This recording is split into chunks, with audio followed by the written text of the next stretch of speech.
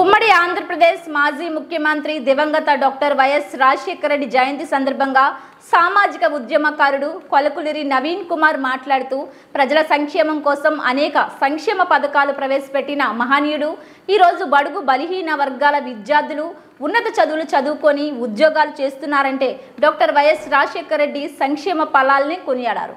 జై భారత్. ఈరోజు doctor YS Rajasekhara Reddy గారి జయంతి సందర్భంగా రెండు తెలుగు రాష్ట్రాల్లో ఉన్నటువంటి కోట్లాది మంది ప్రజలకు ఆయన ఉమ్మడి ఆంధ్రప్రదేశ్ రాష్ట్రంలో ఉన్నప్పుడు రాష్ట్ర ముఖ్యమంత్రిగా ఉన్నప్పుడు ఆయన చేసినటువంటి పనులను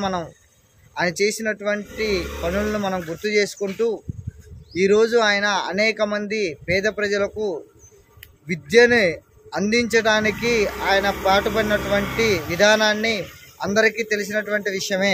అయినప్పటికీ ఆయన ఈరోజు రాజశేఖర రెడ్డి గారు 108 కానీ అదేవిధంగా ఆరోగ్యశ్రీ కానీ తీసుకొచ్చినటువంటి ఘనత మారుమూల గ్రామాలలో కూడా 108 వస్తుందంటే కారణం డాక్టర్ వైఎస్ రాజశేఖర రెడ్డి గారని చెప్పక తప్పదు.